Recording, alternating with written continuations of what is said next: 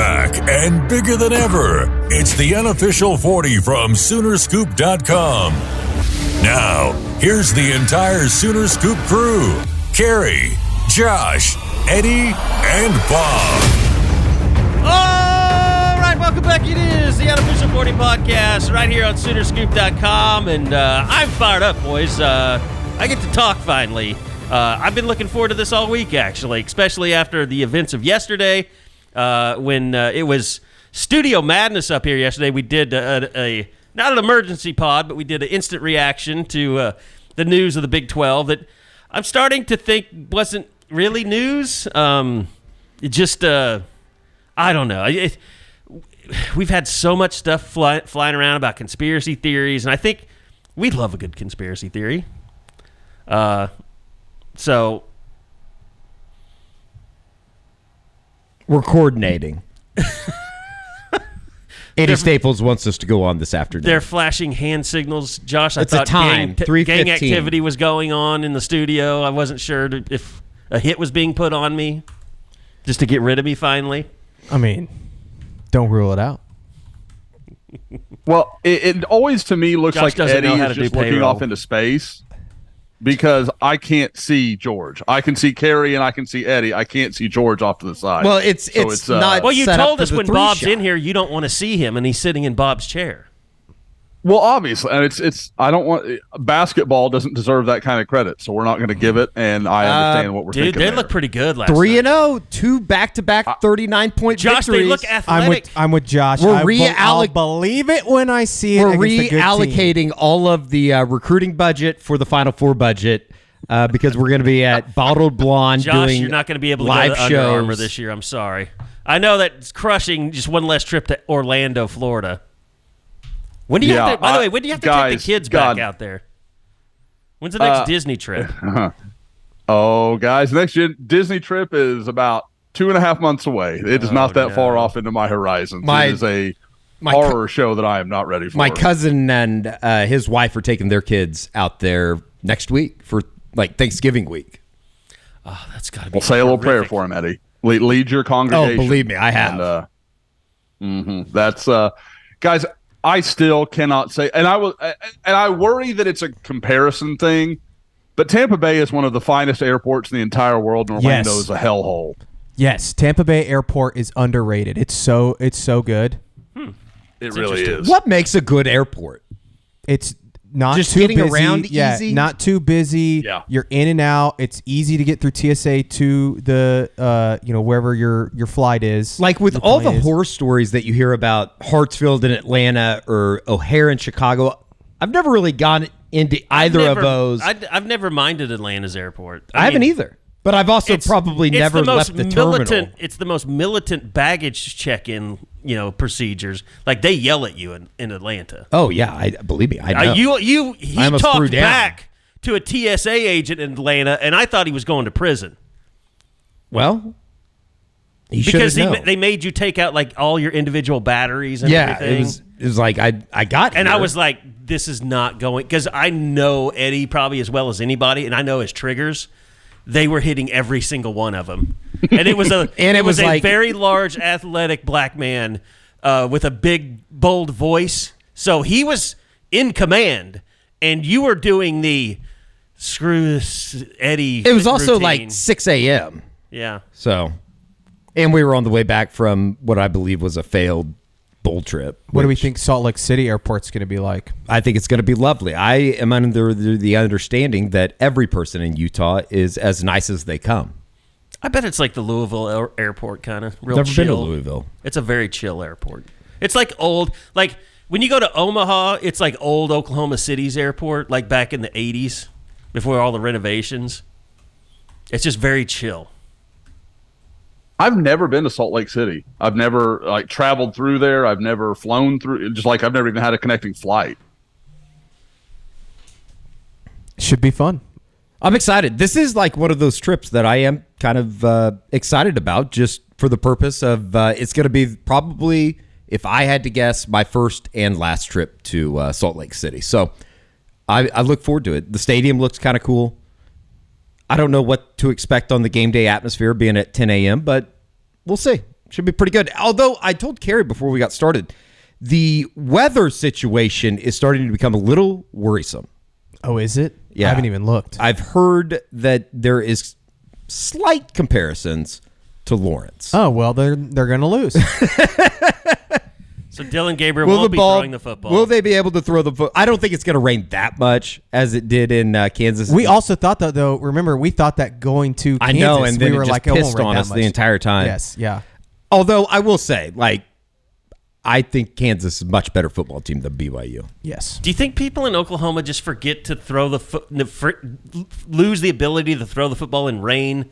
Because every time it rains in Oklahoma, they cancel the game, because there's always lightning. Yeah. With rain. In Well, Oklahoma. at least Oklahoma State had a couple excuses in Orlando. They had forgotten their equipment with all the towels, and they were down 35-3 at the time. They say Dylan Gabriel also grew up in Hawaii. He played in the rain. No, didn't you say that they showed that on Yes. the Kansas telecast? Yeah. That they literally asked him before the game. He's like, it rained every Friday. Yeah. What? I thought that was supposed to be a detriment. I can't speak for Hawaii, but I can speak for Houston. It rains here all the damn time, and there are still people that act like they've never seen the rain before. Like, there are people that will drive with their hazards on in the rain. I'm like, it's raining. It does this all the time. Calm down. Dallas is where you don't want to be when there's it rains something cultural. because people in pickup trucks just drive like maniacs in the rain. By the way, Scott Wright that's what I told mean. me from the Oklahoman that Oklahoma State did take their rain gear. They just left it on the truck.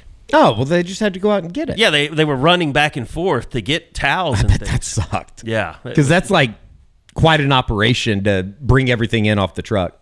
Because Rex was taking shots at Chris Budden on the Yeah, line I did see that. I did see that.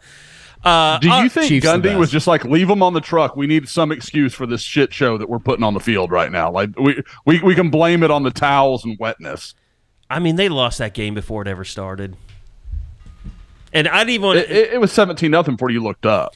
I want to get into Just got run over. and look, they've got to go to Houston next. I mean, if they're this bad and banged up, they're going to have a tough time in Houston. So I don't feel. I think OU fans should have a little bit of hope. With the early kickoff on Saturday, it is a hate watcher's dream because you can get done with the OU game. Hopefully they would take care of business, and then you can watch OSU at 3, and then the really interesting game Saturday night up in Ames with what's the kid's name that's running his mouth up there? Oh yeah, the Iowa State offensive lineman. Be careful what you wish for. You're gonna have to see Devondre Sweat for probably 65 plays on Saturday night. If there's any position on that roster that should not be running their mouth, it's Iowa State's offensive line. That Texas D line is legitimate. I think that Devondre Sweat and what's the other defensive Collins, Byron Murphy. Murphy, they're the two highest rated interior defensive tackles in the country on PFF right now. And this guy's acting like it's just going to be a no thing for them. By the way, we're going to talk a lot more about conference matchups and the playoff tiebreakers. It is time for your enjoy fresh perspective, look around, and we've got a lot of things to talk about. Joe Castiglione and the other athletic directors were on a call this morning already. They've been given the news about what's going to happen. George is going to update us on exactly what that is. But I'm sure Joe C. probably wondered if he has great vision because he didn't see that blind side coming from the conference. Maybe he does, though, and maybe that's why he was able to navigate it as well as Oklahoma has here over the last 24 hours. You know, if I would have been able to go back in time, I would have been able to see something coming along in Utah, and I would have told Elizabeth Smart to get out of there.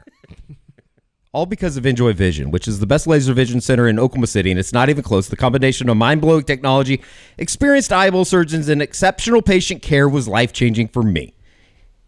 What they're doing for the unofficial 40 listener is they're giving $400 off of LASIK. All you got to do is go to enjoywithme.com. That is the letter N, J-O-Y with me.com. Use promo code U40 for $400 off LASIK with my good friends, Enjoy Vision. This is where you LASIK. So are you saying the abductors had good vision? They might have. Better vision than she did? Better vision than JonBenet Ramsey's parents. Jesus Christ. And rest in peace. We have to get this on YouTube. Rest in peace to those people. I think they're both dead now. The parents are. Yeah. But the brother is not, who probably did it if you look at I court agree, records. yeah. All right. We love conspiracies around here. That's why I was going with that. It was just a conspiracy Wednesday. And look, I appreciate the shouts out on the instant reaction yesterday. I first off, we have to talk about why I was there in the first place at the press conference yesterday. And it was a nightmare situation because it was a nightmare. It was a nightmare for you, but it was a nightmare for me as well because I had gotten up that day and I have 7. I know we're not on camera. I have 7 of these blue shirts. I wear them all the time. It's like a uniform almost. And I was like, I want a different color today, and I had a red shirt, and I was like, oh, I'm going to wear the red shirt today because I'm just going to the office and no one will see me except the guys. And then I get a phone call from Eddie. Well, first he told us in the text group, I am stuck in the elevator. And see, what we do is he beams everything back over to the studios, and then I get it up real fast. So I was headed to the office to get all our streaming stuff set up. And then when I find out he's stuck in the elevator, I'm like, well, I can't go there. I might as well just go over, see if I can do anything to help, which I knew I wasn't going to be climbing down an elevator shaft to rescue you or anything. Luckily, I was capable of doing such things. Yeah, luckily I was in the first floor, or I never left the first floor. It was a terrifying experience, and I was trapped in there for 15 minutes. I didn't know what to do. And it just magically started working? Well, I called the company. So I had to use the phone inside the elevator shaft or the door or whatever. Yeah. Is it called an elevator car? I was calling it a car this morning. Is that what that thing's called? Or is it just the elevator? Hold on. The elevator room? I think it's elevator car. I don't know. Car sounds right. Anyways, I got in. I was going up to the Brent Venables press conference, and this should be a lesson for aspiring journalists that listen to this program that you need to show up to places early. So in case something like this happens, you can kind of navigate the waters that are. But so I was looking at my phone, and I noticed cab, by the way. A cab. I knew it started with a C, and I ruled out the other 4-letter word that ends with a U and a T. It just... See, move on. I noticed that the cab wasn't moving, and it freaked me out. But the doors had shut, and there was this little slither of light that I could put my fingers through, and I tried to pull the door back, and it wasn't moving. And then I called George, and they got everybody on it, and I don't know what happened. We could hear him yelling. We were listening. When I was on the phone with you, you were just pushing the emergency button just kept over pushing. and over and over but again. the other emergency button that has a little firefighter's hat on it, it was not I couldn't push it in. Yeah, it wasn't doing anything. I really wanted the fire department to have to show up. That would have been awesome. Do we need to launch a lawsuit for emotional distress? I've been told not to speak about it, and we're looking at our options. Okay. But you made it out actually in time to set up and do the press conference. So then it takes me on to the 4th floor, and the press conference is down on the 3rd floor, and I couldn't I got out of the elevator. I was like, get me out of this one. So I kept pushing the button, and it kept reopening, so I couldn't get into the other ones. So I had to take the stairs down there in the East Side Suites, and as I'm coming down, and I have the cart with me, and the cart just tipped over. Everything went everywhere. Oh, my God. It was a big do-to-do. But I did get set up before Brent Venables started, and... I actually rode up in the elevator with Brent. I'm glad you guys didn't get stuck. It was that would have been elevator. But I wanted to be in the elevator with Brent because I'm like, if this thing gets stuck, at least they can't start the press conference until we. I told Eddie if he would have got stuck with Brent, he should have just done the entire press conference with Brent in there and say what was my idea. I would have asked questions as each reporter. Would you have done voices? I think there's one that we could do. Tell me about BYU's defense. You can guess who that is. Carrie's going to get a call. No, I'm not. I'm not answering. I know that number. No, we've patched it up. We're good. I think that would have been really funny, though. Only person in my phone that Just don't answer. I don't have him in my phone, but but you know the number. But I know the number because he's called so many times to complain about things. That's perfect. So you did make it to the press conference. I did make it to the press conference, and I thought it was kind of funny because the press conference, it started, and Brent started out by saying, I'm just gonna go into questions, and then he rambled on for 10 minutes. I thought that was really funny. Well, and it was interesting because Mike Houck just decided, okay, we're just gonna go down the first row here. Yeah, but he went opposite of what he usually does. George was the last person on that row. Usually he starts on the left side if you're looking at the podium. Yesterday he started on the right side, and I understand they're trying to Garen's squeeze question. me out. They're trying to squeeze me out. You think that's what it is? Yeah. Interesting. We have too many conspiracy theories going now. There's way too many. I actually don't believe in any of the conspiracy theories. You don't believe in the referees? No. I don't. I put this on the board. I don't think that there's like a mandate or anything that has been said like, hey, screw these teams over because they're leaving. I don't think that that's even a thing. But here's they the are thing, though. human, and they are missing a lot of calls. And here's the thing. The fans aren't going to see it that way. They believe that there's a conspiracy. I mean, when you're chanting SEC in the middle of the game, that was for the refs. I mean, that was them saying, we know that you know that we know that you know. I told you on Saturday night, the white hat that did the West Virginia game, his crew usually does a really good job. I love his crew, always.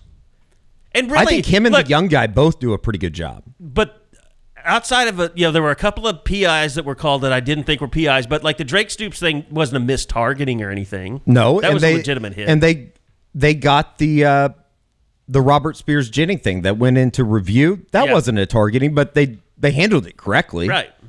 But there is a lot of evidence out there that would tell you that OU hasn't been the beneficiary of a lot of calls this year. And people think about the Drake Stoops Bedlam play in the end zone. That's the one that started all this. Yeah, and that's a horrible call. It's as bad a non-PI call as there possibly could be. When you watch Oklahoma State and Central Florida play, and the exact same play happened, but not nearly as egregious, and it was called a penalty. I mean, in the first quarter, like it was scripted. Terry McCauley, is it Terry McCauley, the NBC ref?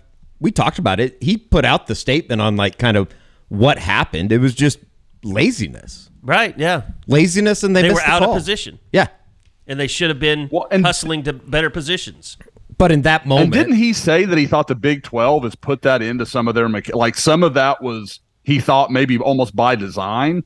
Yeah, I thought he said something like that was... Yeah, it was... Not all of it, but like some of it was they are doing it this way for some reason. They've messed with the mechanics of like where the side judge needs to be and where the back judge needs to be, and they were just simply out of position for the play.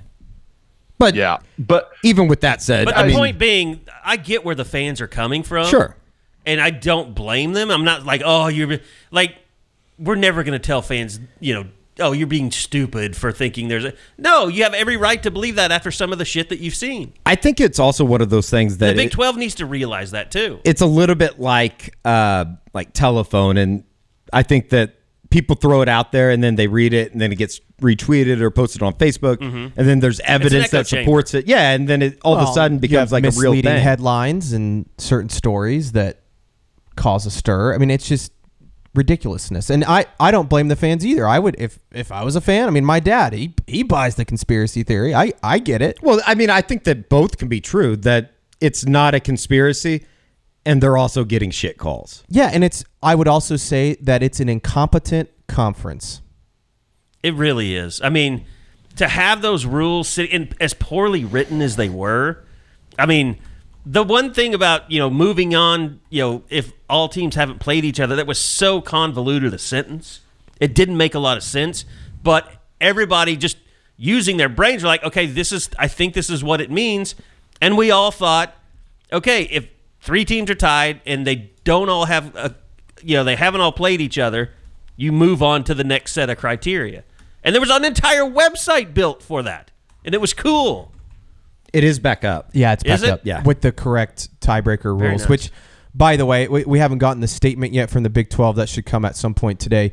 But they are going to basically say that the rule was written wrong, basically, and that they are clarifying it to That's not say, clarifying. That's we're I know, changing. but that is what they're going to say, is that they're clarifying it. I'm sure that is something that is being handled by a lawyer team that says, don't use the word rule change. I use can the tell word you, this is what I'll Weren't tell you. fired. We just parted ways. Yeah. This is what I'll tell you, too. From the Big 12 meeting with the athletic directors today, Kansas State was not happy with what happened. They shouldn't be. And no one really backed them up on it. And the Big 12 basically said the intent of the rule was always to value head-to-head over everything else, but that it wasn't written in a clear and precise way.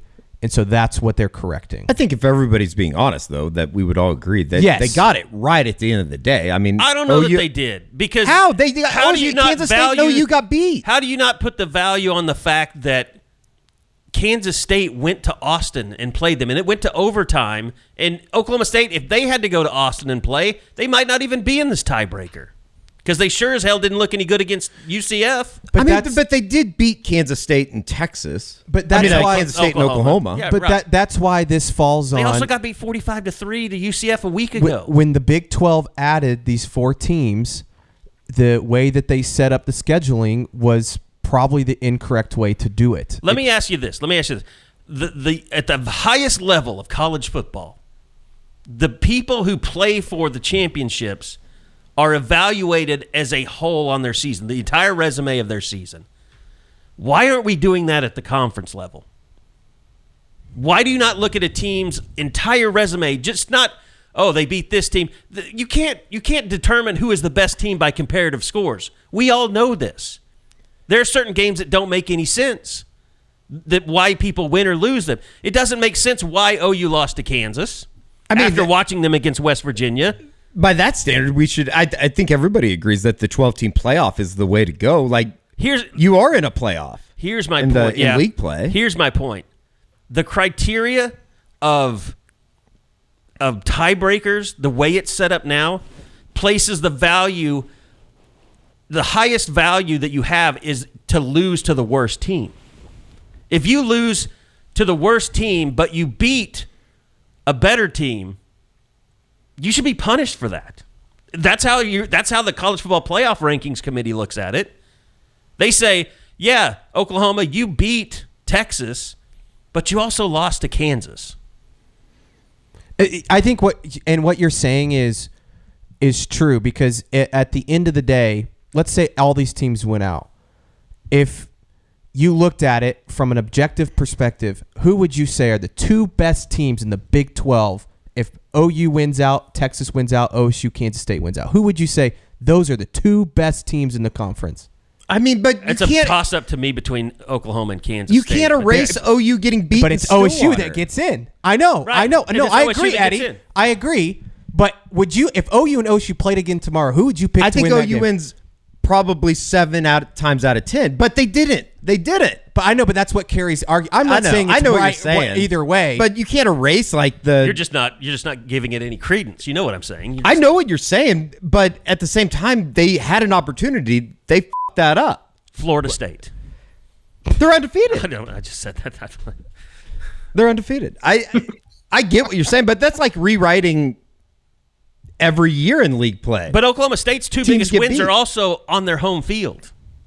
Now that's true. They got the benefit of the schedule, though. Yeah, but and they OU don't had have to play Texas. Don't turn the ball over. You had ample opportunities Don't to beat get OSU. beat by UCF 45-3 if you want to play in a championship game. I agree with both of you. I think it's a valid point. I see on what you're Carrie's saying. part. I just OU I'm should just saying, be punished. They got beat. Don't get beat in Lawrence. We have Don't advanced lose by 45 to UCF. I mean, it's the same. You could have the same argument. So are you saying like there's a barrier of like don't get beat by 14?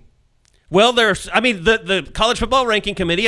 I think they're idiots too, though. But like, I hate game control. process. Like we never heard that phrase until like 5 years ago. Yeah. When game control, and you hear it and you're like, yeah, that kind of makes sense. Like when you're trying to decide who's the best. Like now, Oklahoma State has pretty good game control. I'm pretty sure if you go back and look at it outside of that UCF game, Oklahoma, I think they really probably don't have good game control. I think it goes back to the idea, though, that that's why divisions made so much sense. You win your division, you earn the right to go play in the championship. That is my point. And again, why when they added these teams, they did it the wrong way in terms of scheduling. They should have had divisions or pods or something else to so not when you have get to the end of the season and you get to tiebreakers, it all makes sense. Yeah, correct. And that's what they should do going forward when they add the other 4 teams that they're adding. And we're talking about this. But look at the Big Ten West. The Big Ten West nukes the whole division conversation. Well, because they're so SEC bad. Three West have teams been that the are same. 7 miles better than everybody else. And then the Big Ten West is going to throw out a lamb to slaughter in the Big Ten championship. That's game. fair, Sure. but It you happens still year have over but year. you still have the best team winning the conference every single year in that conference. You have a structured, because Ohio State and Michigan have to play each other every year. yeah. It just defeats the whole point of the championship game. Just say this is the champion then. Like, I agree. It doesn't matter who won the other division. I think championship games, especially with the college football playoff, the championship game is going to be pretty mute. It will be. It will be. And I think that, like, go ahead, Josh. I was going to say my question, because there's been a lot of talk that, like, and I hate it. Like, I'm a huge big 12-team playoff. I love that. I think it's a great idea. It's a great way to settle it. At the same time, there's a lot of people that argue, it's killing the regular season. It limits that importance. Do you think that this almost mitigates some of that? Like, this balances the scales a little bit? Because we're going to have these conversations about who's in the Big 12 championship game or who's in the SEC championship game, because there's not just they won the division and that's all there is. I think it limits the interest from people that tell themselves before the year that they can win a national championship and really can't win a national championship, if that makes sense. I'm thinking of like maybe some of the G5 schools, but I'm thinking more specifically like the big Power 5 teams that, like, we can expand this playoff as much as we want. It's going to be the same teams year after year after year. And you know what, Eddie? Everybody loves, that's one of the best things about college football. Everybody feels like they have a shot at winning, even though they don't. I can tell you, I have a guarantee win for everybody listening. And that's because our friends at Dead Soxy are running an incredible fall sale that's exclusive to Scoopers and Unofficial 40 listeners. It's their Unofficial 40 sale, and you're going to win because you get 40% off for the next week. You're not going to find a better sale anywhere on their site. The entire rest of the year, you're just not. You'd have to spend $250 or more to tier up to this discount. But as followers of the site, as listeners to the pod, you get this incredible discount on every order at deadsoxy.com. That's DEADSOXY.com. Use that promo code SCOOP at checkout. You're going to get 40% off the best socks you'll ever own. Look, it's not winning a national championship, but it's close. We love Dead Soxy, DEADSOXY.com. If you don't know or you don't own, go use this discount now. Use that promo code SCOOP at checkout for 40% off. And as always, stay Soxy. 100%. But you're giving somebody, like, UCF doesn't get to claim that national title, and because, like, they went out and got splattered by Alabama, which we all know is what would have happened. You get to resolve it. You don't have to have that conversation, because I agree completely, Eddie. Until somebody steps up, everybody's chasing Georgia and Alabama. Like, and people love to lump Ohio State in there. What has Ohio State done other than recruit really well to make you think they are part of that conversation? It's even more funny this year that there is so much, I guess, quote unquote parity within the college football world. I think the winner of the Georgia-Alabama game is going to win the national championship. And I just can't keep going back to this idea that I still don't know how good Michigan is. Penn State's awful, offensively at least. They're bad, yeah. Well, they just fired Mike Yurcich, so. I do think Oregon's interesting if they could slide in with how well Bo Nix is playing. I could see them. And I think if they played Washington and Las Vegas in the Pac-12 championship, I don't know what that line would be. I love Oregon, though. I think Washington's getting beat this weekend, though. The projection stuff has Oregon at like 6.5 or 7 over Washington in that game. So that'd be about right. Yeah, that'd be interesting. I think I would bet Oregon in that situation. I think they might pace Washington pretty good. Not, 10, 12. Like I think they're just so much more well-rounded than Washington is. And I know they beat them. That's fine. You can kick a team's ass and win by 12. Mm-hmm. Yeah. But I mean, they're one of the few teams that can match up physically to pretty close degree with Georgia and Alabama. I'm not saying they can really do it, but they can play enough. And I would say over either of those teams, they have the advantage at quarterback.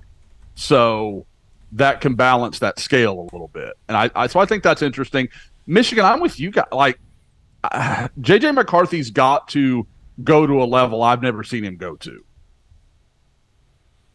Well, and it was a bad barometer last week because they were just trying to run the ball and get out of there.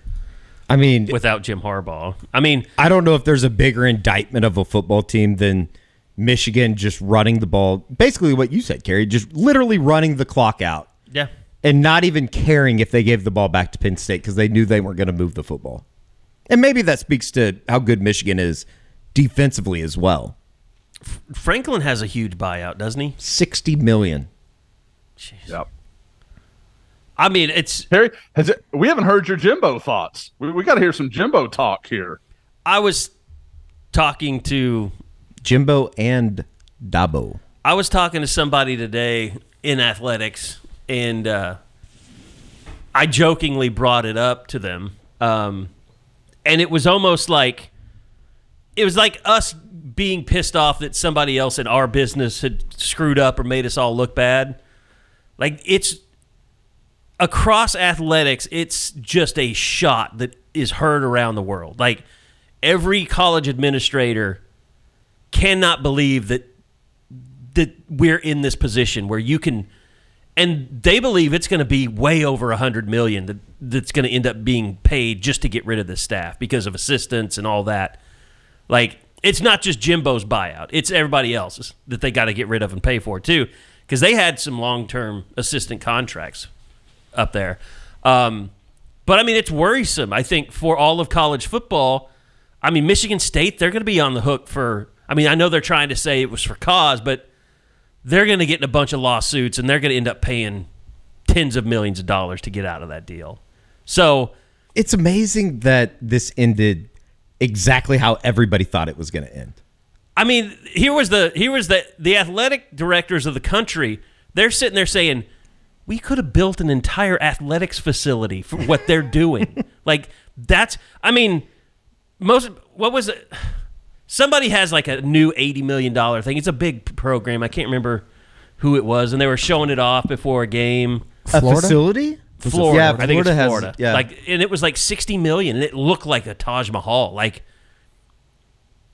OU could have built their new football facilities almost for what A&M is paying. That, I mean, the fact that the guy wrote the check during that game and gave him that $168 million check, like, you just know that was the buyout money.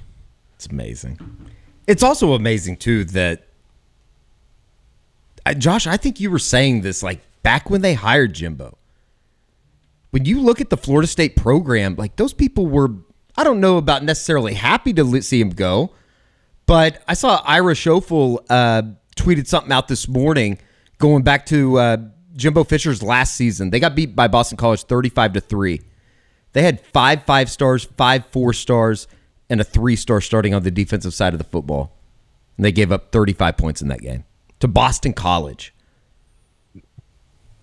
Yeah, guys, I mean, I remember where I was when you started hearing those rumors, like Jimbo to A&M, and I remember thinking, like, there's no way A&M could pull him away from Florida State. But then you would talk to people around FSU, and it was like, no, he can go. Like, he just stopped recruiting. And what's crazy is it feels like that's the one thing he did do at A&M. Like, it's almost like he overcorrected. You know, like, oh, I'm going to recruit my ass off and just be a wildly mediocre coordinator, and that's going to be enough. And I mean, they had some bad breaks. I mean, you wonder if Connor Wigman stays healthy this year, where they're at a little bit. There was some stuff that was beyond his control, but he lived so much off that 2020 year. And guys, you look at it from Oklahoma playing good defense to any of 100 other things, that year is just an unbelievable outlier. There are so many things in that year that don't make sense in any other way.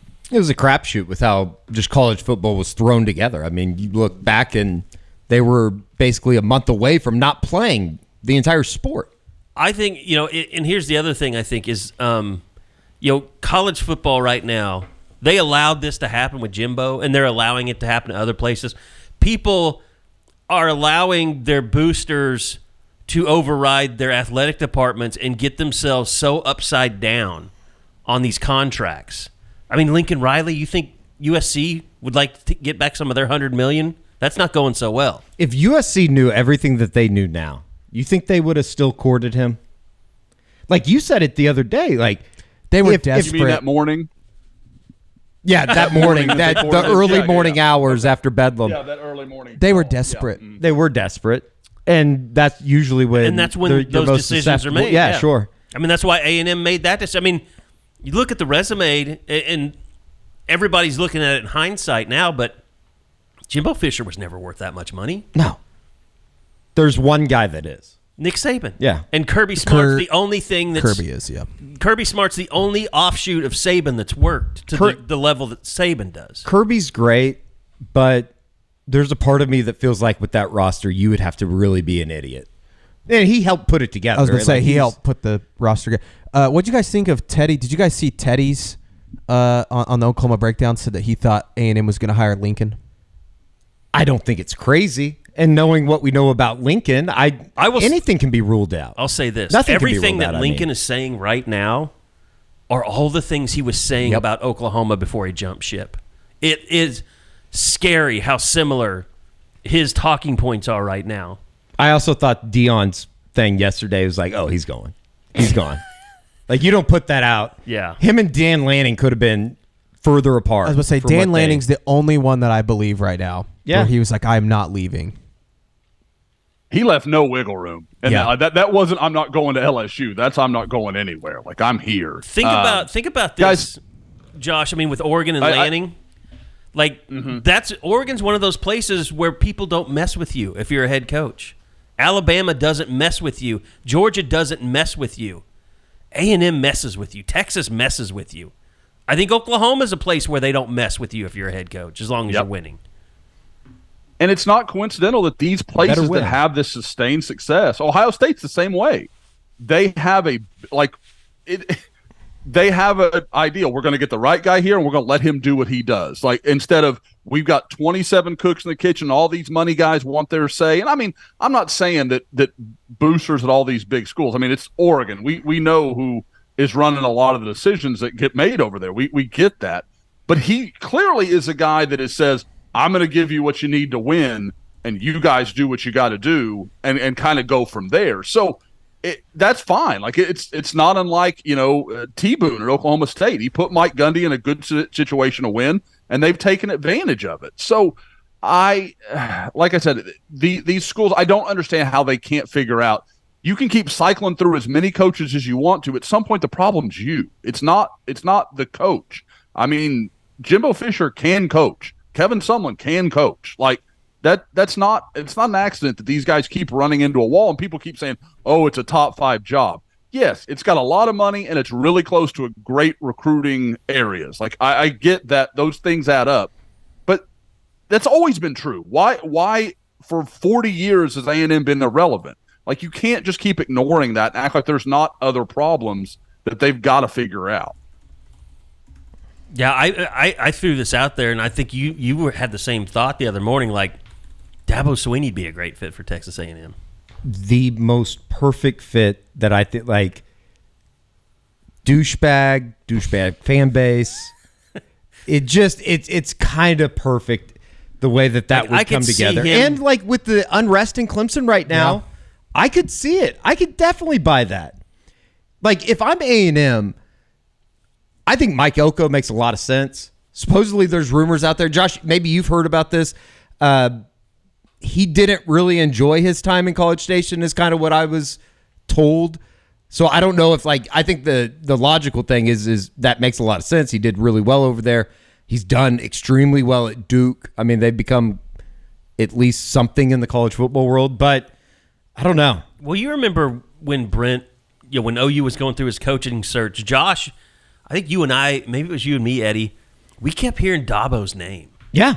With OU. And I couldn't That was a figure real out, thing. I know it's a joke, but it was a real thing. It kept coming up, and it was so bizarre, but I don't know. Maybe when Joe C is out at OU, he will tell us, if there was really any truth to that. But the fact that it ended up being Brent, I just wonder if at first it wasn't Dabo, like if it started there or his agent reaching out or whatever. Is he a Sexton guy? I think he is. I mean, I guess it's nowadays with college football coaches, especially head coaches, you just kind of single him out. He's not a Jimmy Sexton guy.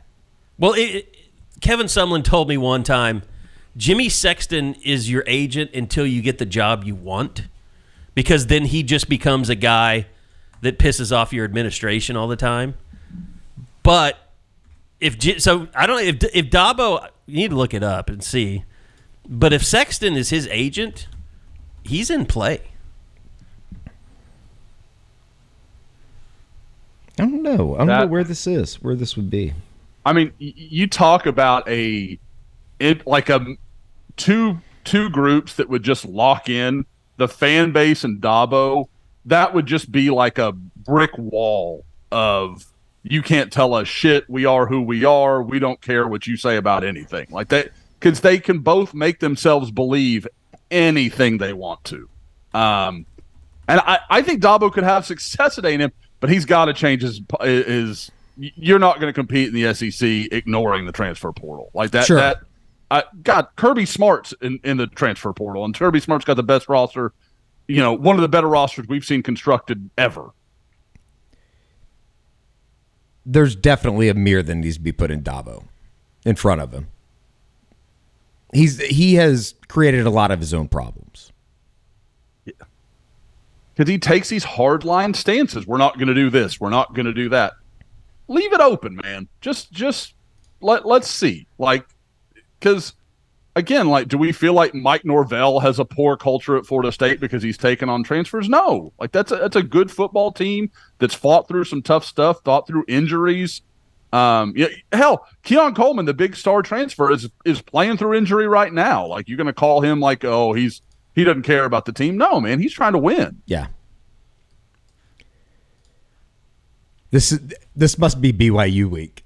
We haven't talked about OU yet. Yeah, seriously. Well, you guys want to talk about Lebby being mentioned for the Mississippi State job? Because I no longer buy that he's a serious candidate there. By the way, what about the Liberty coach? Jamie Chadwell tweeting from Starkville. Was that was real? Was that real? I don't know. I mean, the only thing that I do know is the Jim Harbaugh AI was fantastic, and but even I didn't even know what part was real and which was AI. Yeah. Even the real part was bizarre to me. AI's really taken over. I tell you what. One thing about Mississippi is it's close to Louisiana, where they have shrimp. Prime Shrimp. Geography lesson. Primeshrimp.com. Go check them out. Great sponsor of the pod. And if you use that promo code U40, you're going to get 25% off of any order $50 or more. That's 5 packages of shrimp. You can make that New Orleans-style barbecue. You can make it signature Cajun. You can make it French Quarter Alfredo. Get yourself some pasta with that. Lemon and cracked pepper if you just want a nice, clean dinner. And restaurant quality. Shut up, computer. You just take it out, put it in boiling water, less than 10 minutes. You got a restaurant quality meal. No muss, no fuss, no DoorDash or Grubhub delivery fees, Uber Eats, all that stuff. Give them a call. Go to their website, primeshrimp.com, PRIME shrimp.com. Use that promo code U40 and get 25% off your order of $50 or more. Well, and Brent was asked about assistants at his press conference yesterday, George. And, I don't think anything really revealing there.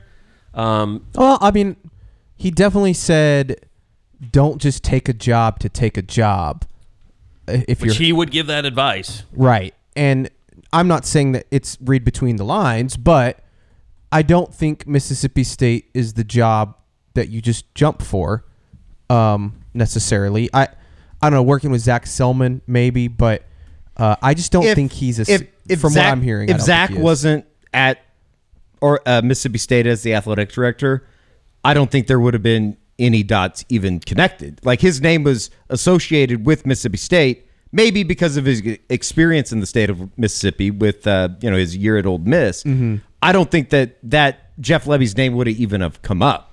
Is that no? Wrong? I just get the sense that Jeff is still a year away or so from being a serious candidate for some of these Power 5 jobs. Now, if the Liberty job comes open, it wouldn't shock me if he's a candidate there. But I don't think he's like some of these, like somebody said, I saw him on a list for A&M. I'm like, that's not real. That's not happening. Arkansas, I don't think if that comes open. But anyways. Look, there were questions about Lincoln Riley, taking over the job like he did because, he had Mike Stoops here, so that made it easier to hand him over the reins. But look at him now, man. I mean, he's as successful as you could be offensively, and he's still not a great head coach. No, he doesn't know how to run a program. No.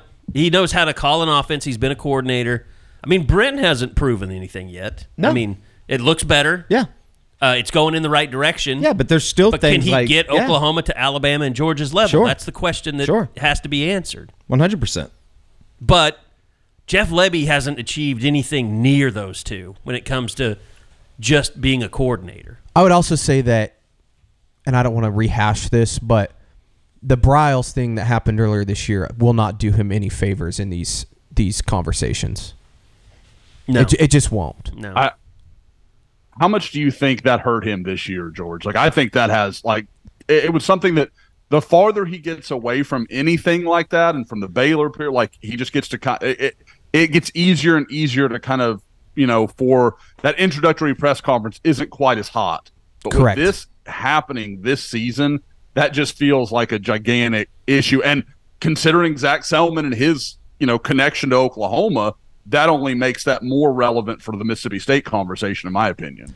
And Selman was in on those interviews. I mean, he was a part of the process of hiring not only Brent, but Brent's entire staff. So he knows that whole situation well. I just also think that he's just, with the Bryles stuff, with the inconsistency of OU's offense, I just think he's still a year or two away from being a real candidate for some of the big jobs. And that's where Jeff runs into an issue, is because Zach's a young athletic director, first-time athletic director. He can hire somebody and they can fail, but you can't take a chance on someone with potential issues in their background and have them fail. Correct. And that's why, this one's, I didn't realize Zach's only, 38, 37?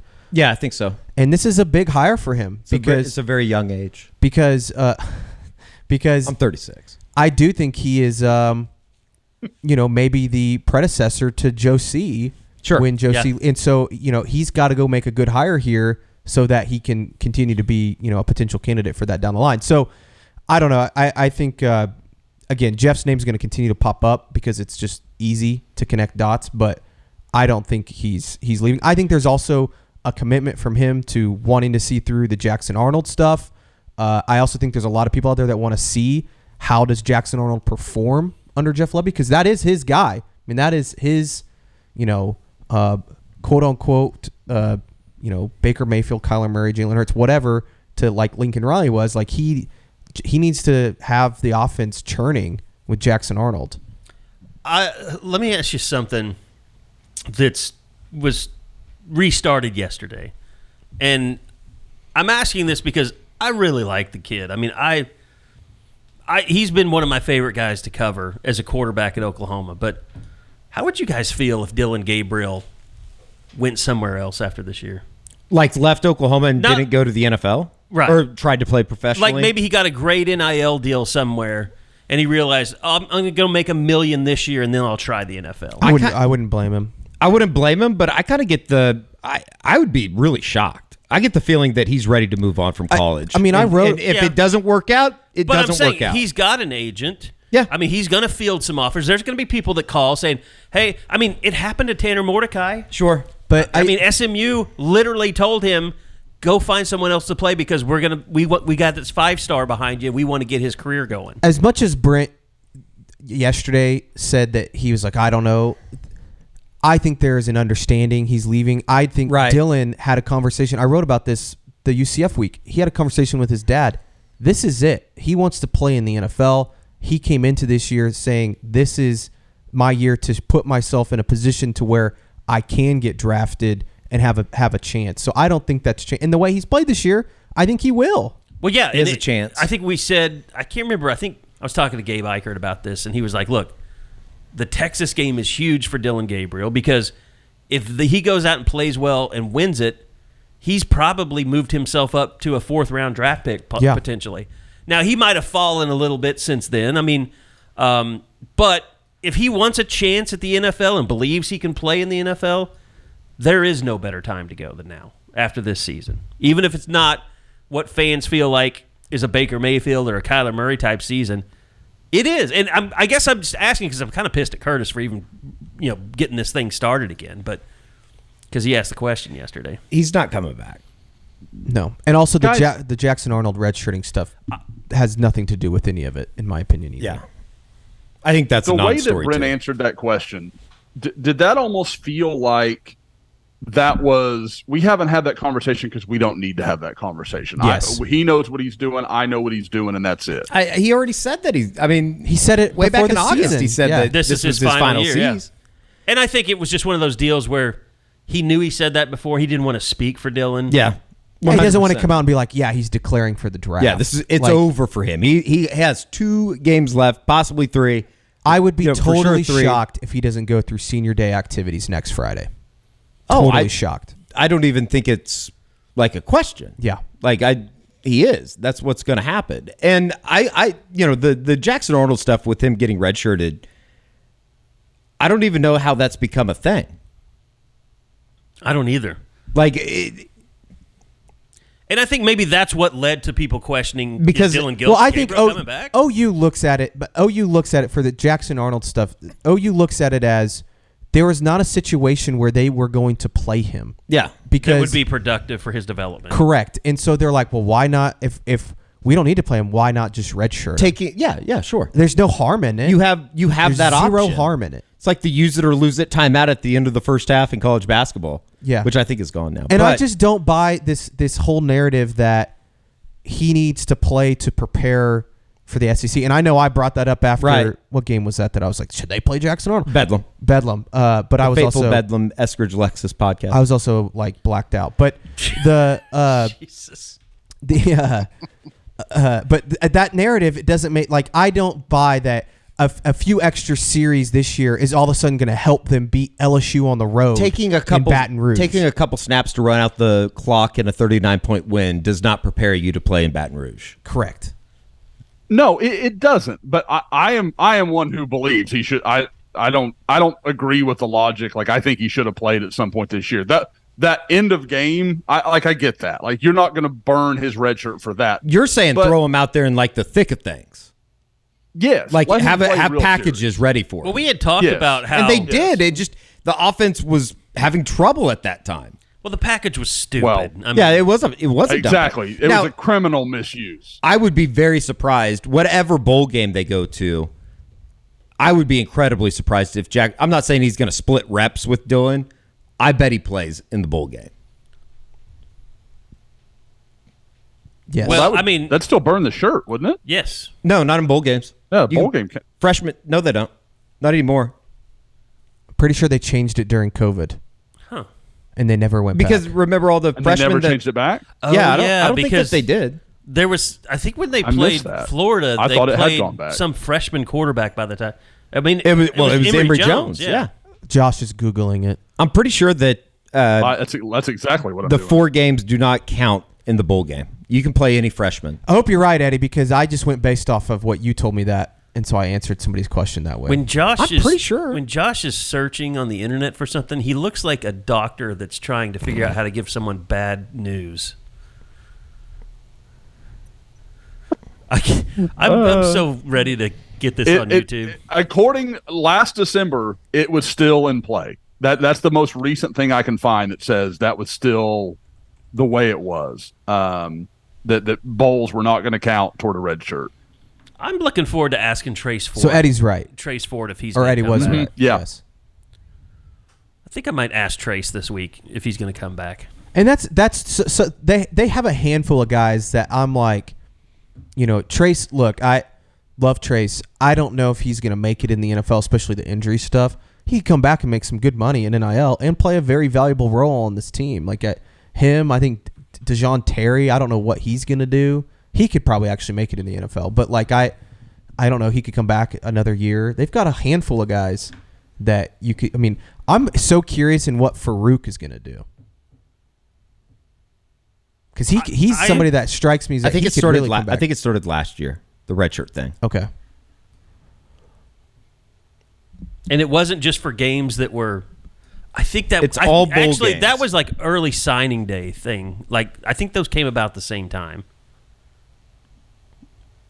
or just directly after it. NCAA will allow players that have competed in at least 4 games this season to play in 5th or even 6th during the 2022 bowl season while not losing a year of eligibility. Interesting. Per new waiver that was passed. By the way, I wonder. I know we're all shocked by good decisions by the NCAA, but I am interested though, in, like the Jalil Farouk thing. Yeah. Let me throw this out there. Key Lawrence has another year too, doesn't he?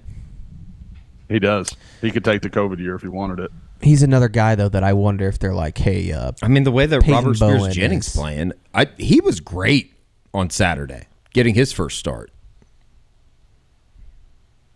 I'm telling you guys, that back seven, and if you think like they go sign maybe 1-2 guys out of the portal, that's got a chance to be a really, really good group. We just determining now that every young player that ends up having a bad shoulder early in his career is going to be a player. Gentry Williams is going through that now. Possibly. that's 2 people. But that's the only 2 good, really young defensive players we've seen around here in a long time, other than Peyton Bowen. Kip Lewis, Kobe McKenzie. Well, I'm talking about like Danny Stutzman. I'm talking about DBs. Oh. Well, they've been pretty thin on really good defensive backs over the last 6-7 years. Yes, or they've been good and then they just get terrible. Trey Brown, I guess. I mean, he's making plays for the Seahawks right now. Here's my take. I think Jacoby Johnson's going to start for him next year. I think Jacoby Johnson wears a uniform about as well as I've ever seen someone. Yeah. He looks like a stud. I mean, guys, you talk about your 2 corners or Jacoby and Gentry. You talk about 2 guys that look the freaking part. Mm-hmm. That's about as pretty as that's SEC ready. I mean, those are SEC corners. Makari Vickers looks good out there. I wonder how Did bad we hear his any injury verdict? was. How serious his deal was? Yeah, I don't know. Nobody asked Brent for That looked. injury It didn't questions. look good. Oh, there's the wife. Yes, Tiffany was lurking. She was concerned that she was going to end up on video, so she was trying to be sneaky. I was like, well, the guys can see you, but you're fine other than that. Need to get Linda on. Oh, Linda's been shipped back a long time ago. Linda is going. We have Miss Yesenia. Josh now, called ice but, on her. You know, I caught her looking through some things, going through some Sooner Scoop documents. Seemed like she might have been spying. I don't know who she was on the take for. I know what I wanted to talk about. Just about, with the way things are in the Big 12 right now, who's losing? Well, Do you want me to read off truthfully the or tiebreakers here for OU to get in? yeah, The sure. Big 12, I did the math. Because there's basically 2 things that you need to root for. Texas to lose to You Iowa need- State. Teams in orange, you need to root against them. Yes, which OU fans are, they. I'm sure they that already OU fans will have a hard time doing that. So here's the 3 scenarios that gets OU in. Only one of these things needs to happen. Texas lose to Iowa State. That's one. If that happens, OU's getting in. Now that of If course they win if out. they win out. Yeah. Yeah. This is all if OU wins out. Texas loses to Iowa State. The second one, Texas loses. Let's say Texas beats Iowa State. If They they lose lose to to Texas Tech, but they also have to have Iowa State beat Kansas State in that scenario. Does it matter what Kansas State does this weekend against Kansas? Yeah, they need to win. What if Texas loses both? Then I believe it's Bedlam. And Texas finishes like 6th.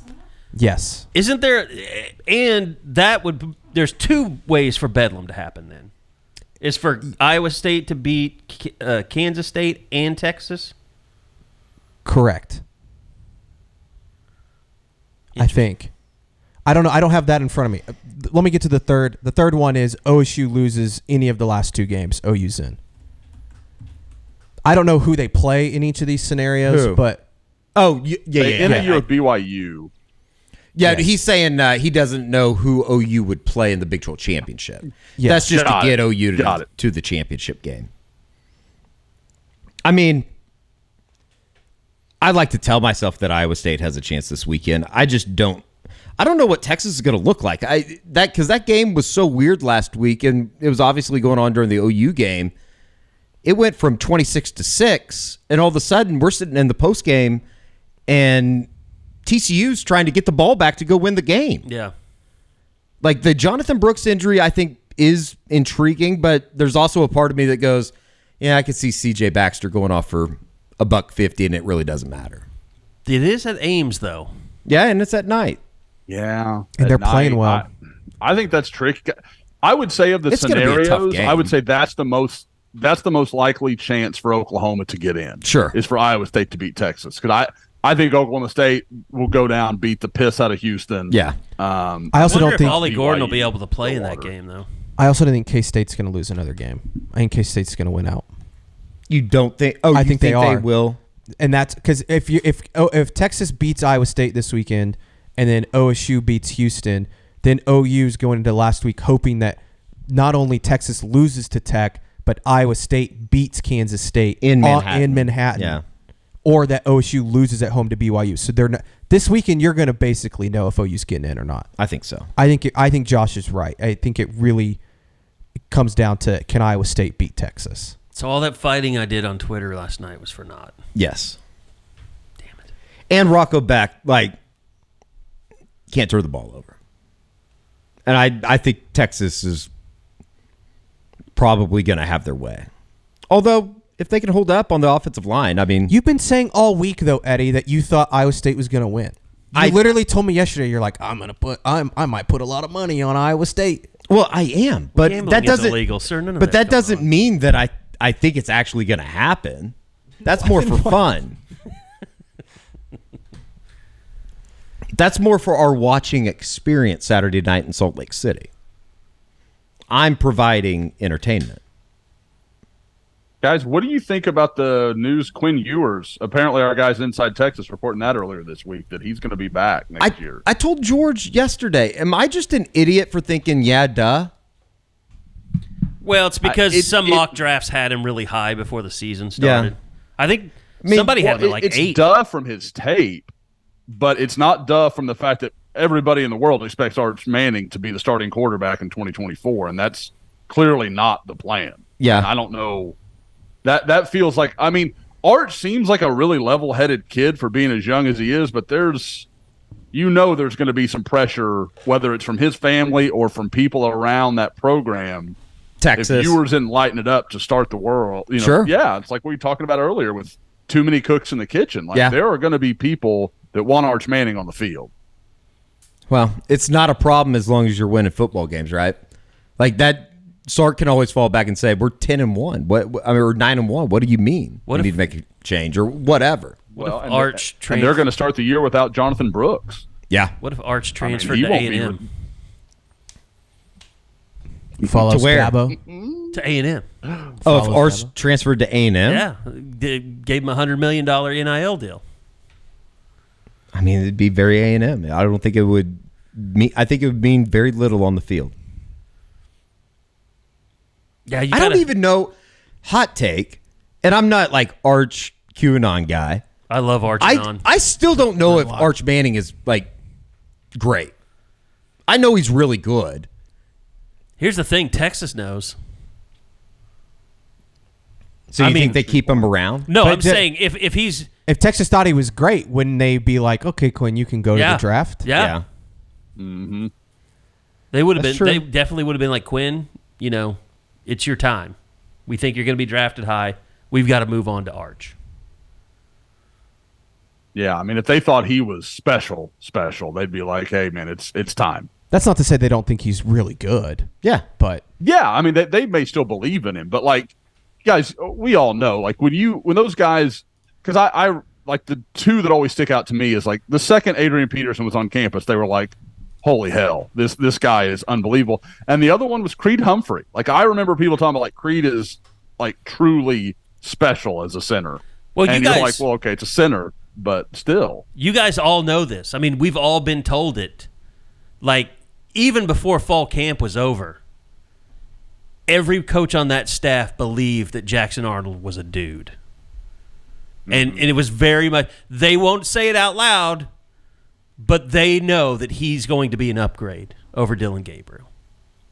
Oh, 100%. I remember the conversations going back into August and even coming out of the spring that if Dylan Gabriel wasn't like a fifth-year incumbent, they would have gone with Jackson. Mm-hmm. But because of the experience and he saved understanding their of the offense and all that other stuff. He saved Jeff Levy's ass. By coming here? Yeah. Yeah. I think really saved everybody's ass. Yeah. Otherwise, you have Davis Bevel and General Booty. It'd be a bad situation. You might have got, well, I mean, everybody brings up you probably would have gotten Jackson Dart, which wouldn't have been so bad. Sure. Or Spencer Sanders. Yeah. You wanted, you thought Trace Ford was bad. Holy shit. If Spencer Sanders had transferred to OU? Beat. Can't even fathom what Mike Gundy would have had to say. Oh, those about press that. conference every week would have had little digs. So, just tell me real quick, what'd you think of the basketball team last night? They took care of business. I mean, I think that we're going to know more about the basketball team in the coming week or so. They go out to that holiday tournament out in San Diego on Thanksgiving. They play Iowa, who got beat last night by Creighton. Creighton's a top 10 team. USC's out there as well. USC got upset last night by UC Davis. I think we'll know more, though. That's a little bit better competition than what they've played. But for the guys that they have played, the three teams that they've played, they beat the shit out of them. Here's my question. Back-to-back 39-point victories. With the basketball team. And I haven't watched a ton of them. Yeah. And we're not going to know this till probably Big 12 play. Do they have a guy that can go score? That can go score 20, 25. Dude, that little guard, what's it? I think Williams? JVM McCollum's McCollum. And that's who I'm wondering. Can he? There was a couple times last night, and again, Texas State, I don't think that they're great, but I think they're supposed to compete for the Sun Belt. They had like their two top scorers out last night, so the odds were stacked against them. But there was a couple times that like OU needed a bucket. You know, they had cut it to 13 or 15 or 17 before it ballooned to 40. And he went and like drove to the basket. Yeah. And they have guys that I think the thing about them is I don't know if JVM McCollum is a guy that can just go drop 25 a night. So it's going to have to be a bunch of different guys chipping in 8 here, 9 there. Yeah, double-digit nights. What it's going to come down to is like, do they have a dude that when it's a tight game, last few minutes, and they're playing, in Manhattan or Stillwater, can he get the bucket? Yeah, can he get the bucket? Can they have guys, either him or Losuzon, that can distribute the ball well enough to create that bucket? Because I do think they have more. They definitely have more size, athleticism. They're going to be able to hang with some people. I tweeted it last night. Like, this year's team, I've only seen 2 games because I didn't go Friday night. I was up in Wagner. This team this year would beat last year's team by 30. Like, no questions asked. By the way, I do want to say, it is in the plans, in the work to develop some Bob Presbillo basketball content. For sure. He and his family have been ravaged by illness, so he's at home taking care of the wife again today. I think he's finally gotten past.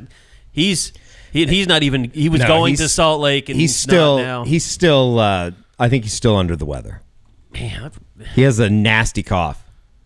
Yeah, he's not great. The thing that I have questions about with basketball is, and it kind of runs into the same thing that Grant Sherfield ran into last year.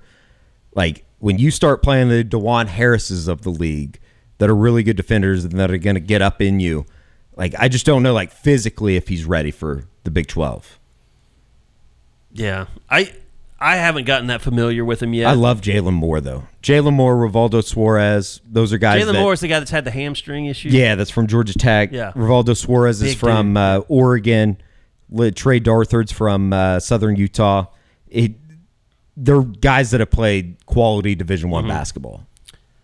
Hughley had a really good night last night, too. I watched a little bit of Kansas, Kentucky last night. That was a great game. It was. And I had this revelation, like, every time you see Bill Self and Rick Pitino, or Coach Calipari, like you think, man, those are some dirty coaches. Oh, yeah. But now with NIL, you're never going to look at a coach like we look at those two. I mean, they paid like Hunter Dickinson like $7 million to go to Kansas. And he's a dude. Yeah. 27 and 21 last night. He's like almost like a Chet type. Yeah, but big he's dude. 7'2" and like 150 pounds heavier. Yes. I just meant skill-wise. Yeah, he's really good. Eddie, right now, where slow. would you say OU finishes in the Big 12, if you had to guess? I mean, if they could finish like 6th, I think that'd be an incredible year. See some teams play first? I mean, come on. 6th or Well, 7th. I just look. I'm very skeptical. Everybody, it feels like every year they're like, I OU think that's basketball. Like, we got anti-basketball from you, and then we got Josh don't give a I'm shit. not anti-basketball. I do think they're better. I think that's very clear they're better. They're a better basketball team. I don't know if that's going to reflect in the standings because the Big 12 is so strong. Exactly, and that's my question. I just need Porter to be a little happy. He's happy. I know. What is there to be happy about, though? Oh, my God. Really? No arena. If you want haven't Porter, made the tournament. I'm not if you saying want he Porter needs to Moser be. Is this all just LNC related? if No, you want I'm Porter just- Moser to be happy, burn down the Lloyd Noble Center. Yes. He would be the happiest person in I the mean, world. I think you kind of want a pissed off Porter Moser, though. And we've talked about it, Eddie, but I don't think it will burn. That's true. We'd go and do it. We would but- have to implode it. Yeah. That place isn't burning. No, probably not. We'll see though. Like their non-conference isn't the hardest thing in the entire world. You have Providence, you have Arkansas, North Carolina, and Providence Charlotte. is 3-0, and they just laid it on Wisconsin last night. Yeah, I don't think Wisconsin's very good. We're going to know It was a next good, week. It was a good play +1 Providence last night.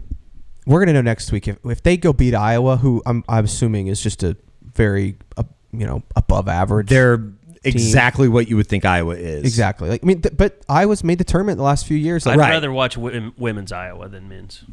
Oh, women's Iowa. Caitlin Clark could probably start electric. for the Iowa men's team as well. She's fun to watch. She's really good. Josh, we had the recruiting report earlier this week. A lot of positive vibes on Grant Bricks. I don't know why I always get that confused. Dr. Burke's daughter or son. There you go. But any rollouts or extra information coming out from the weekend? Talking to some more people kind of over the last 24, 48 hours, you just get the impression that there's kind of a quiet confidence in Oklahoma. They feel like they've done what they needed to. They got a good impression from some of the kind of behind-the-scenes stuff I've gotten. It sounds like he left Oklahoma kind of buzzing about OU. But at the same time, it's some of the same stuff we heard about Nebraska. So I don't know if I'm ready to say that there's going to be a verdict. I know there's still talk of maybe he is going to take a trip to Kansas State now and do that. I'm starting to more and more get this feeling that Grant Bricks is just going to wait until signing day, sign something, and that'll be the end of it. Like I don't know if it's more of he can't make a decision, he doesn't want to disappoint anybody, but I know several people that were around him like he's over it. He doesn't want to be doing this anymore, but at the same time can't quite seem to make a final verdict. So I don't know what to make of that. I still like where Oklahoma is, and I still think Oklahoma's fairly confident, but like I have to caveat same caveat every time. You don't know with him because he's not going to give you the full picture, whether it's me or OU or anyone else. Yeah, I mean, that's interesting. I mean, it's just Nebraska's still losing. Like, you got to think that plays into it as well. I mean, they're just so bad. I mean, I thought Rule would at least be close to bowl eligible. They've had two. They're one game, but they've had two opportunities the last 2 weeks and have fumbled the bag greatly. You can't get beat by Maryland at home. Go ahead, Josh. No, I mean, and you're right. Like, I mean, this fumble in Nebraska's season couldn't have come at a better time for Oklahoma. Like, because it felt like, okay, maybe Nebraska's getting a little momentum here, both on the field and with bricks, and then they go and lose to Michigan State and Maryland in back-to-back weeks. Two teams that are falling apart at the seams right now. So Michigan State loss was not a great look. Worse than probably Maryland. I think Maryland is at least respectable. Yeah, the Michigan State thing was shocking to me. We'll see. Maryland knows who their coach is going to be next year. Sure. Michigan State does not. So, I think Michigan State would go like after. I said, I like where OU is. You think Michigan State would go after Jimbo? Kind of the same parallels with A&M. A little bit of an insane fan base from what I could tell. They have a ton of money. Michigan State has more money than they know what to do with. Just see the Mel Tucker contract. There's more there. There's more resource there than I think a lot of people realize. It's the only school in the country that has 4 billionaire alumni. I did not know that. I will say, you look at it, guys, outside of Michigan and Ohio State, who's the only other Big Ten team that's made a playoff? Yeah. Like, is Michigan State. I mean, you can have success there. You can win there. It's like Magic. I think Magic's one. Dan Gilbert's another. The owner of the Cavs. The guy that owns the Suns. Okay. And somebody else. Maybe it's not 4 billionaire owners. It's 4 different owners of sports teams, I think is what it is. And I think Jeffrey Lurie is a Michigan State grad, maybe. The Philadelphia Eagles owner. That might be true. I did you remember seeing the crazy guy that used to be like an MSNBC anchor that was pissed off about Paul Feinbaum and what he was saying about Michigan? He was going after ESPN. Oh, is that and all guy the real? advertisers. I thought that was like just a fake fraud account. He was an He should unhinged kill individual. himself. Well, it was funny because he was going through and saying, "I'm no longer." He was making up like I'm no longer supporting Home Depot. I was getting ready to build a deck, so I'm getting mine at Lowe's. Yeah. And he would tag everyone. And there was one, he said, I was getting ready to have a birthday party, and DoorDash was going to deliver $500 of food, but now I'm going with Grubhub. And someone replied to him, "You idiot, the owner and CEO of Grubhub is a Michigan State guy." It's perfect. I don't know. It might have been Postmates or Uber Eats or something. I don't know. So perfect. That's... The Harbaugh thing is just so... I just don't care. I mean, it was funny. It's kind of like I'm there right now with the Big 12 tiebreaker thing. I had fun with it yesterday. I just don't care now that it's settled. Yeah, guys, and you were talking earlier about how bumbling the conference is. That's my problem with the whole conspiracy thing. You can't be bumbling and cunning at the same time. That doesn't work together. Those are two opposing ideas. You can't, put the machinery together for a gigantic conspiracy while you can't figure out your own damn playoff or your own damn tiebreaker stipulations or have basic ideas of TV planning and those kind of things. Like, I think Brett Yormark's good, but he's having to deal with a lot of idiocy beneath him. Well, he's too busy worrying about the Nelly concert. I'm sure today on the conference call. I agree with somebody on the said Crimson Corner. I think this is Illuminati coming to full effect. He worked with Jay-Z. We know how he feels about the Illuminati. I could just see the Big 12 meeting today. All the athletic directors are talking about the tiebreaker rules, and Brett just pops in and says, "Well, what does this have to do with the Nelly concert? Is this affecting?" Well, the he Nelly said concert? he deferred at Big 12 media days to. Can we move the game he's to like, Mexico? He's not a football guy. No. He said, "You'll have to talk to my football guy." And it was that idiot from K-State that had his own conspiracy theories about why OU and Texas were leaving the league. Yeah, I mean, they have done no favors to themselves in the conspiracy theory world either. Like, they don't. Well, and it also started, like Brett Yormark, he started all this back when he was talking to the Texas Tech Alumni Association, made the comments about Texas. Like, you just can't do that kind of shit if you're the commissioner of a conference. Yeah. Although it would be an incredible troll if he really did show up in Austin and was like on the Tech sidelines next Friday. There'll be no controversy in the SEC, I guarantee it. I mean, can you imagine what would happen this weekend if we look up on Saturday night and Texas has like 12 penalties?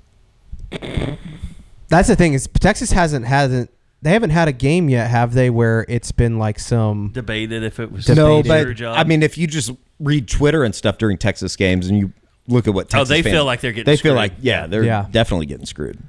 Yeah, I've even seen some Texas fans that replied to me like, "Oh, you think you're getting screwed? You should watch our games." I think they claim that like they get held, called for hold all the time. It's all the usual stuff that we're used to. By the way, you know why I don't hate Jim Harbaugh as much? Because I just realized the other day that he's in a really funny Tim Robinson sketch. I don't know who that is. That's the you sure about that guy? Sure about that? Yeah. Have you seen the No, Jim I've Harbaugh not. one? No, I've not seen it. Hilarious. I've been on record. I appreciate Jim Harbaugh because he's a scumbag and doesn't try to hide it. He knows exactly who he is. Michigan, America's team. Yeah, I bet he's buried a body or two in his time. 100%. With his brother? Yes. Oh God, yes, and Dad. I mean, John Harbaugh basically helped Ray Lewis. Now, what happens? Did he not? Would that have been Marvin Lewis that was around at that time? That would have been Bill. What's his name? Bill. I can see his face. That's on the NFL Network. Yeah. I keep wanting to say O'Brien. I know it starts with a B. Yeah, Bill it's Brian Billick. Brian Billick. Yes. Yeah. He would have been. Now, That's right. what happens if Harbaugh leaves for the NFL? Who does Sherrone Moore just get the Michigan job? No. He can't even stop himself from. I know he's an OU guy, but he can't even stop himself from cussing on television. I think they would make him the head coach. Oh, I think it's incredibly likely he'd be their next head coach. Talking to various people like that. That's interesting. Well, I think the wheels are almost in place if that happens. Well, good on you, Sherrone. He's done a great job, man. He really has. All right. Anything else that you want to hit on recruiting before we get out of here, Josh?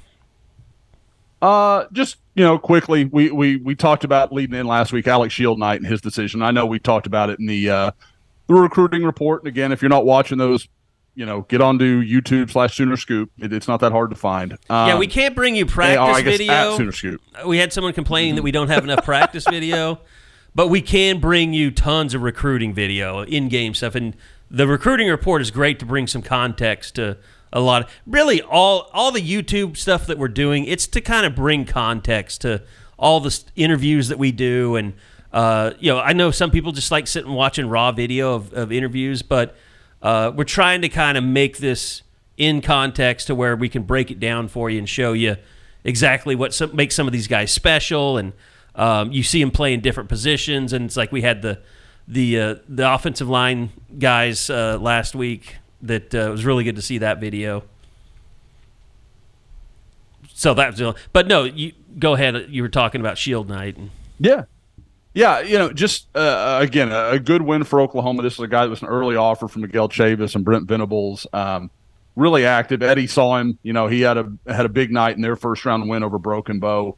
Kind of one of those interesting guys where, we talk about, this guy fits this position, this guy fits this role. He doesn't have – there's not a guy that you say, okay, that's who he'll play like. Probably the only real comp is our Mason Thomas. That's really the only guy kind of that body type that Oklahoma has right now that's not going to play as a 260-plus DN. I mean, he's not that kind of framed guy, but very active, very quick. Like I said in the recruiting report, great with his hands. That's where he really separates himself to me, is he is so technically proficient for a high school kid. And we talked about it in the commitment story I wrote that was up on Sooner Scoop. You can obviously go back and look for it.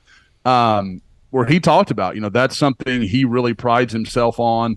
The defensive line coach at Wagner is a guy that we could just go get content of. Like, we could just watch him coach, and he is a hilarious dude. We'd have to edit about half the things he says, but he is just that old school. He's exactly what you think of, small town defensive line coach that's really good at what he does. But he's worked hard with Alex and has made him a very good player. And now Alex, he's talking about it already. Like, I want to go work with Miguel Chavis and be the same kind of player in college as I am in high school. He knows there are guys maybe that have more physical tools than he does, but he sees himself as a guy that's just going to outwork other people. I was really impressed with him. And not only because they won and had a running clock in the second half, but because he dominated on both sides of the football too. Like they use him as a tight end, H-back, whatever you want to call it. And he does a little bit of everything. It's kind of like Boganowski that we went and saw up in Kansas a couple weeks ago. Very obviously, if not the best player, he was one of the best players. Yeah. Eddie, George, you guys hitting some Provo high school games on Friday night? Really going to catch the talent there in the greater area? Yeah, we're going to go eat dinner with Mitt Romney and then go to a high school game. Does OU have any Mormons on their team?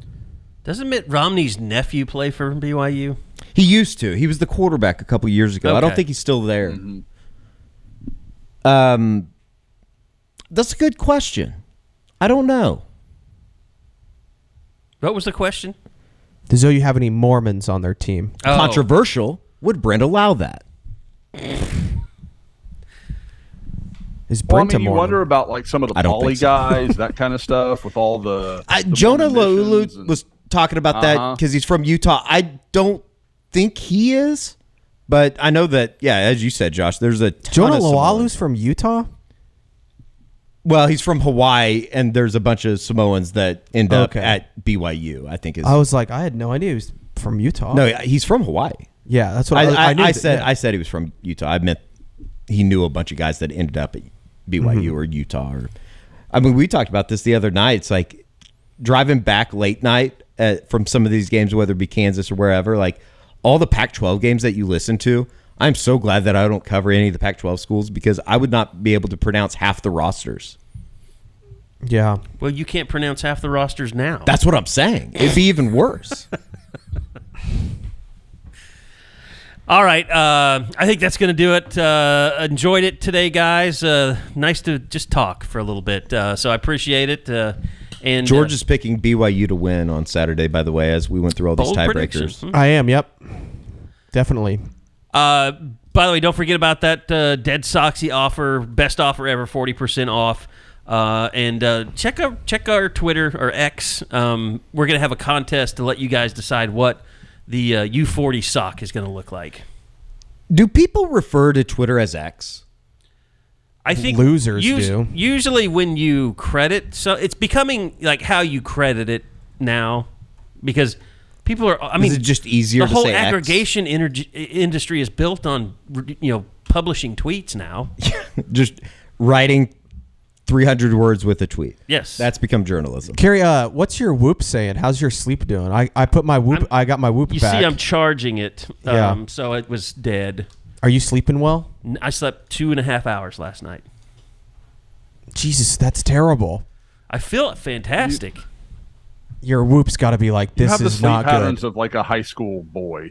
I swear to God. I'm a night owl that does a morning show. I'm a paradox. Not good. Adapt. You have a morning show. Stop being a night owl. Go to sleep. But then I Damn don't it. get to do anything. What does your Whoop say? Does it say you need to get more? Like, what's it say for you? Well, what time I catch for you up to go on to the bed? weekends when I can. I mean, unless it's a morning game, 11 a.m. game, which they always are. Like, I went to bed at midnight the other night, and it's like, you need to go to bed at 8:30 tomorrow. And Right, I'm like, yeah, that's what I'm happens. not going to bed at 8:30. Are there real people out there that go to bed at 8:30? Old people. Tiffany McQuistion. 8:30? What does she do for a Yes. late night Thunder She- game? Tiffany McQuestion. Tiffany McQuestion. Yeah, she's an 8:30 to bed kind of girl. There's no doubt. She is looking at me, nodding her head, and Eddie is the one who has taken exception with you. So, Does she not watch Yeah, Thunder she games on feel- the West Coast? oh, good Lord. Speaking Eddie, of she which, couldn't tell you one player on the Thunder roster anymore. Yeah, she could. One player? they're going to win No. it all. Nope. Couldn't name one. Not even a Josh Giddey? No. Lord, no. Damn. Damn it, now there are two whoops. I Yeah. don't know which one is mine.